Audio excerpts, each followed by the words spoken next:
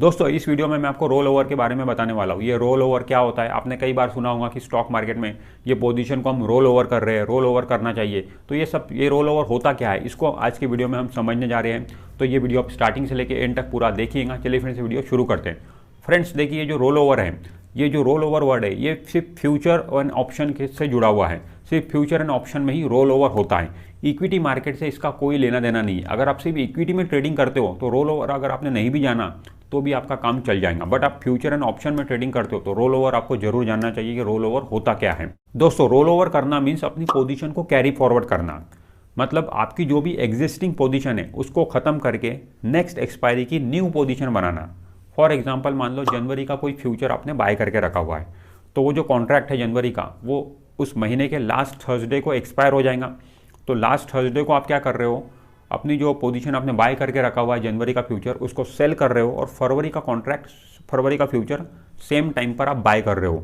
उसे ही बोला जाता है कैरी फॉरवर्ड करना, मतलब एग्जिस्टिंग पोजीशन को, उसे ही बोला जाता है रोल ओवर करना। रोल ओवर बोलो या फिर कैरी फॉरवर्ड बोलो, चीज़ एक ही है। तो आपने क्या किया, जनवरी का कॉन्ट्रैक्ट, जनवरी का जो आपने बाय करके रखा था उसे सेल कर दिया, मतलब वो स्क्वायर अप हो गया, और न्यू पोजीशन आपने ओपन कर ली फरवरी की, तो मतलब कैरी फॉरवर्ड हो गया। तो इस तरीके से ये हो गया कैरी फॉरवर्ड, मतलब ऐसा होता है रोल ओवर। सेम पोजीशन को आगे लेके जाना, नेक्स्ट एक्सपायरी में लेके जाना, उसे ही बोला जाता है रोल ओवर। अब दोस्तों लोग रोल ओवर क्यों करते हैं, तो अलग अलग रीज़न हो सकते हैं रोल ओवर करने के। किसी को लगता है कि अभी मेरी पोजीशन लॉस में है बट नेक्स्ट मंथ ये पोजीशन मेरी प्रॉफिट में आएंगी, तो मैं पोजीशन अभी काटना नहीं चाहता, ठीक है, अभी मैं लॉस में है, तो इसी पोजीशन को मैं कैरी फॉरवर्ड कर लेता हूँ, मतलब रोल ओवर कर लेता हूँ। इस सेम महीने की पोजीशन जो सेल कर देता हूँ, नेक्स्ट मंथ की पोजीशन को बाय कर लेता हूँ, तो मेरी पोजीशन कैरी फॉरवर्ड हो जाएंगी। तो इस तरीके से वो रोल ओवर कर लेगा। या किसी को लगता है कि मैं प्रॉफिट में तो हूँ बट नेक्स्ट मंथ और ज़्यादा प्रॉफिट मेरा हो सकता है, मैं पोजीशन को रोल ओवर करना चाहता हूँ, तो रोल ओवर कर लेगा। या कोई बंदे ऐसे होते हैं कि जो 6-6 महीने के लिए फ्यूचर में खरीदते हैं। अब 6 महीने के लिए एट ए टाइम तो आप खरीद नहीं सकते हो। इक्विटी में हो जाता है कि इक्विटी में आपने कोई शेयर खरीदा तो उसे 6 महीना क्या 6 साल 60 साल भी आप अपने पोर्टफोलियो में होल्ड करके रख सकते हो। बट फ्यूचर में वैसा नहीं होता है। फ्यूचर में आपको वो रोल ओवर करते हुए जाना पड़ेगा। करंट मंथ का फ्यूचर आपको बाय करना पड़ेगा, भले ही आपने 6 महीने के लिए लिया, फिर नेक्स्ट मंथ आपको फिर से, मतलब उसी महीने में लास्ट थर्सडे के दिन पोजीशन को काट के न्यू पोजीशन बनाते रहना पड़ेगा। हर महीने ये काम आपको करना पड़ेगा, तब आप 6 महीने तक उसे कैरी फॉरवर्ड करके लेके जा सकते हो। तो इस अलग अलग रीज़न हो सकते हैं रोल ओवर करने के। तो दोस्तों कहने का मतलब यही है कि आपको पोजीशन कंटिन्यू करना है। आप कंटिन्यू करना चाहते हो पोजीशन, बट बीच में एक्सपायरी आ जाती है, एक्सपायरी डेट आ जाती है, जो कि हर महीने के लास्ट थर्सडे के दिन एक्सपायरी होती है। अब एक्सपायरी आने की वजह से क्या होता है कि आपको पोजीशन को काटना पड़ता है, जो भी पोजीशन आपकी ओपन है उसे काटना पड़ता है, मतलब स्क्वायर अप करना पड़ता है, और नेक्स्ट मंथ की नेक्स्ट एक्सपायरी की पोजीशन आपको ओपन करना पड़ता है। अगर आपको कंटिन्यू करना है तो इसी तरीके से आपको करके लेके जाना पड़ता है। तो दोस्तों जैसे कि मैंने आपको बताया कि इक्विटी में तो आप एक दिन से लेकर तो 1 साल 2 साल 3 साल 5 साल 10 साल 50 साल तक भी वो शेयर को अपने डीमैट अकाउंट में होल्ड करके रख सकते हो।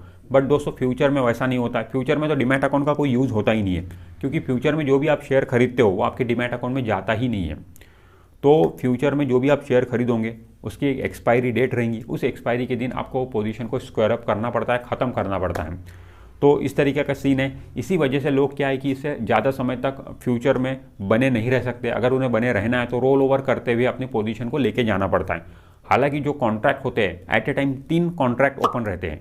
करंट मंथ का कॉन्ट्रैक्ट ओपन रहेगा, नेक्स्ट मंथ का रहेगा, और फार मंथ का रहेगा। मान लो अभी जनवरी चल रहा है तो जनवरी का कॉन्ट्रैक्ट ओपन रहेगा, फरवरी का भी ओपन रहेगा, और मार्च का भी ओपन रहेगा। आप चाहो तो मार्च वाले कॉन्ट्रैक्ट का बाय कर सकते हो। मान लो आपको 3 महीने के लिए बाय करना है फ्यूचर, तो डायरेक्टली आप मार्च वाला कॉन्ट्रैक्ट बाय कर सकते हो फ्यूचर। बट दोस्तों वो आपको महंगा मिलेगा। करंट मंथ का जो रहेगा, मान लो अगर 100 रुपये चल रहा है तो फरवरी का वो 110 रुपये हो सकता है, मार्च का 120 रुपये हो सकता है। तो आप दूर का कॉन्ट्रैक्ट लोगे तो आपको महंगा मिलेगा। तो जनरली लोग यही करते हैं कि करंट मंथ का ही कॉन्ट्रैक्ट बाय करते हैं, फिर आगे जाके भले उसे रोल ओवर कर लेंगे, एक्सपायरी के दिन रोल ओवर कर लेंगे, बट बाय हम करंट मंथ का ही करेंगे। अब मान लो कोई बंदा है उसे 6 महीने के लिए रिलायंस इंडस्ट्रीज़ को फ्यूचर में बाय करना है, तो वो कैसे करेगा, अभी बाय करेगा करंट मंथ में फ्यूचर रिलायंस का, थर्सडे आएगा उस महीने का लास्ट थर्सडे, पोजीशन को काटेगा, फरवरी का बाय करेगा, फिर फरवरी का लास्ट थर्सडे आएगा उस दिन पोजीशन को काटेगा, मार्च का बाय करेगा। इस तरीके से रोल ओवर करते करते अपनी पोजीशन को उसको आगे लेके जाना पड़ेगा 6 महीने तक, जितने भी महीने तक वो होल्ड करना चाहता है तब तक। तो कुछ लोग ऐसा भी करते हैं। अब दोस्तों इक्विटी और फ्यूचर में क्या फ़र्क है, देखिए दोस्तों इक्विटी में क्या होता है कि मिनिमम आप 1 शेयर ले सकते हो। इक्विटी में मिनिमम आप 1 शेयर भी ले सकते हो, बट फ्यूचर में आपको मिनिमम 1 लॉट लेना पड़ता है। मिनिमम 1 लॉट लेना पड़ता है। अब इक्विटी में मिनिमम आप 1 शेयर ले सकते हो, तो वो 1 शेयर की कीमत 1 रुपये से लेकर तो 70,000 रुपये 80,000 रुपये तक भी हो सकती है, क्योंकि MRF का शेयर आप देखते हो कि 60,000 70,000 रुपये चलता है। तो ये हो गया इक्विटी का। और जो फ्यूचर है उसमें मिनिमम एक लॉट लेना पड़ता है। अब एक लॉट की कीमत कितनी हो सकती है, वो 5 लाख रुपए से लेकर तो 10 लाख के बीच अप्रॉक्स हो सकती है, एग्जैक्ट नहीं है, अप्रॉक्स 5 लाख रुपए से लेकर तो 10 लाख रुपए के बीच अप्रॉक्स एक लॉट की कीमत रहेगी फ्यूचर में, क्योंकि फ्यूचर में नंबर ऑफ शेयर का एक लॉट होता है। फ्यूचर में ऐसा नहीं होता कि एक शेयर आप कोई खरीदो, मिनिमम एक लॉट खरीदना पड़ता है और उस एक लॉट के अंदर कई सारे शेयर होते हैं। जैसे कि मैंने आपको कीमत बताया कि 5 लाख रुपए से लेकर तो 10 लाख रुपए का उस लॉट का वैल्यू हो सकता है। तो दोस्तों इसमें अब नई बात क्या है, इसमें नई बात तो ये नहीं है, नई बात इसमें यह है कि मार्जिन। इक्विटी में जब आप एक शेयर भी खरीदोगे, अपने डीमैट अकाउंट में होल्ड करोगे उस एक शेयर को, तो उस एक शेयर के पूरे पैसे आपको ब्रोकर को देना पड़ता है। पूरे पैसे आपको देना पड़ता है, 100% पैसे। मान लो अगर आप इक्विटी में 10,000 रुपये के शेयर खरीदो तो पूरे 10,000 रुपये आपको ब्रोकर को पे करना पड़ेगा, तभी आप वो शेयर अपने डीमैट अकाउंट में होल्ड करके रख सकते हो। बट दोस्तों फ्यूचर में वैसा नहीं होता है। फ्यूचर में आपको सिर्फ मार्जिन अमाउंट देना पड़ता है। जैसे कि मैंने आपको बताया कि लॉट का जो वैल्यू है वो 10 लाख रुपए है, तो आपको पूरे 10 लाख रुपए नहीं देना पड़ता है, आपको सिर्फ उसका मार्जिन अमाउंट देना पड़ता है, जो कि मान लो अप्रॉक्स 20% के अराउंड आता है। तो 10 लाख रुपए का उसका वैल्यू है, लॉट का वैल्यू, तो आप 2 लाख रुपए भी ब्रोकर को पे करोगे तो आप उसे होल्ड कर सकते हो। होल्ड मतलब डीमैट में तो होल्ड नहीं कर पाओगे, बट आप उसे ले सकते हो। तो इस तरीके से मार्जिन अमाउंट देकर आप 10 लाख रुपए के शेयर खरीद रहे हो, आप सिर्फ 2 लाख रुपए पे कर रहे हो, तो ये फ़ायदा होता है फ्यूचर में। मतलब फ्यूचर में क्या है कि दोस्तों कम पैसे देकर आप ज़्यादा खरीद सकते हो, तो ये फ़ायदा होता है फ्यूचर में। इसीलिए बहुत सारे लोग जिन्हें ज़्यादा क्वांटिटी में काम करना होता है वो फ्यूचर की तरफ जाते हैं। हाँ, फ्यूचर का एक लिमिटेशन ये है कि फ्यूचर में सारे शेयर नहीं मिलेंगे आपको। फ्यूचर की एक लिस्ट होती है, 250-300 शेयर फ्यूचर की लिस्ट में होते हैं, वो शेयर आपको मिलेंगे। मतलब आप मान के चलिए कि फ्यूचर में अगर कोई शेयर है तो वो अच्छी कंपनी है, क्योंकि अच्छी कंपनी के शेयर ही फ्यूचर में आपको मिलेंगे। फ्यूचर्स एंड ऑप्शंस जो रहेगा उसमें अच्छी कंपनी के शेयर ही मिलेंगे। जो छोटी मोटी कंपनी है, मिड कैप, स्मॉल कैप, है ना, वो वाले कंपनी के शेयर आपको फ्यूचर में नहीं मिलेंगे। और दोस्तों अगर कोई स्क्रिप्ट बैन में है तो आप उसमें फ्रेश पोजीशन नहीं बना सकते, ना ही रोल ओवर कर सकते हो। अब ये बैन क्या होता है, तो इसको लेके ऑलरेडी मेरे चैनल पर वीडियो है, या फिर मैं एक नया वीडियो और बनाकर आपको दे दूंगा कि बैन को उसमें समझा दूंगा, क्योंकि अलग सब्जेक्ट है, ठीक है, अलग टॉपिक है। बैन, स्क्रिप्ट बैन में जाना ये अलग टॉपिक है।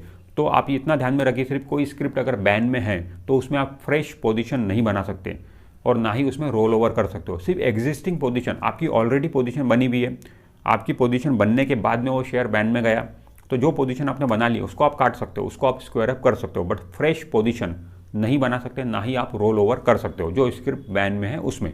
जब तक बैन में है तब तक, बैन से निकल गया तो फिर अगेन आप फ्रेश पोजीशन बना सकते हो। मान लो रिलायंस का फ्यूचर अभी बैन में है, आपके पास में रिलायंस का फ्यूचर जनवरी का फ्यूचर है, एक्सपायरी का दिन आ गया, लास्ट थर्सडे आ गया, आप पोजीशन को कैरी फॉरवर्ड करना चाहते हो, मीन्स रोल ओवर करना चाहते हो, बट आप नहीं कर पाओगे क्योंकि वो स्क्रिप्ट बैन में है। तो आपके जो बाय करके रखा हुआ है रिलायंस का फ्यूचर जनवरी का, उसे आपको सेल करना पड़ेगा और वहीं पर ही स्टॉप हो जाना पड़ेगा। फरवरी का आप बाय नहीं कर पाओगे, ना ही सेम मंथ का आप बाय कर पाओगे।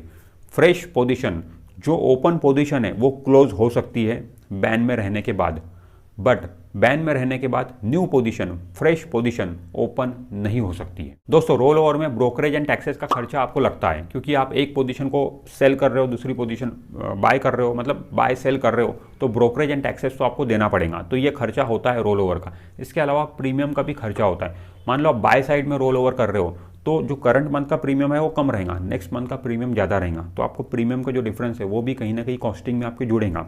हाँ, सेल साइड में कर रहे हो तो थोड़ा बेनिफिट आपको वहाँ पे मिल जाएगा। तो दोस्तों क्या हमें रोल ओवर करना चाहिए? तो दोस्तों मैं आपको बोलूँगा कि हमें रोल ओवर नहीं करना चाहिए, क्योंकि जनरली हम रोल ओवर कब करते हैं, जब हमें लॉस हो रहा है। मान लो हमने कोई करंट मंथ की पोजीशन ओपन करके रखी है, उसमें हमें लॉस हो रहा है, तो हम सोचते हैं कि मैं ये लॉस बुक नहीं करना चाहता हूँ, इसे नेक्स्ट मंथ में कैरी फॉरवर्ड करके लेके चले जाता हूँ, नेक्स्ट मंथ मेरा प्रॉफिट हो जाएगा। तो ये सोच से जनरली मोस्ट ऑफ द लोग लॉस वाली पोजीशन को ही कैरी फॉरवर्ड करते हैं। बहुत कम लोग होते हैं जो प्रॉफिट वाली पोजीशन को कैरी फॉरवर्ड कर रहे हैं।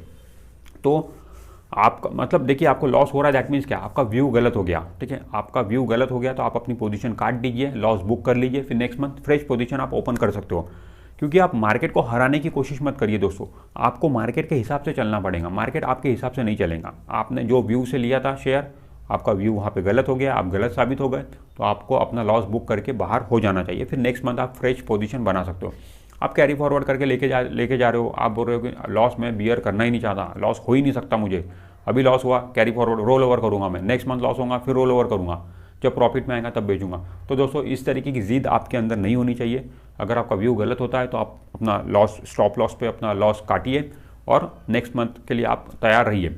हाँ, आपने यही सोच से ही लिया है कि फ्यूचर में आपने शेयर ही इस सोच से बाई किया कि मैं इसे तो 6 महीने के लिए फ्यूचर के लिए ले रहा हूँ, तब आप आराम से रोल ओवर कर सकते हो, हर महीने रोल ओवर करते हुए लेके जा सकते हो, क्योंकि आपका लेते टाइम ही व्यू ये था कि मैं 5 महीने 6 महीने के लिए इसे ले रहा हूँ। तो दोस्तों जनरली हमें रोल ओवर नहीं करना चाहिए, बट आपका व्यू 2-4 महीने 4 महीने 5 महीने के लिए आप ले रहे हो तो फिर आप रोल ओवर करके लेके जा सकते हो। तो दोस्तों इस वीडियो में मैंने आपको रोल ओवर के बारे में बताया, ये रोल ओवर क्या होता है, कैसे इसकी पूरी वर्किंग होती है। तो दोस्तों मुझे उम्मीद है कि वीडियो आपको अच्छा लगा होगा। वीडियो अच्छा लगा तो वीडियो को लाइक जरूर कर दीजिए, और आपने अभी तक चैनल को सब्सक्राइब नहीं किया तो चैनल को सब्सक्राइब करके बेल आइकॉन जरूर प्रेस कर दीजिए। मैं मिलता हूं आपसे नेक्स्ट वीडियो में, तब तक के लिए बाय बाय।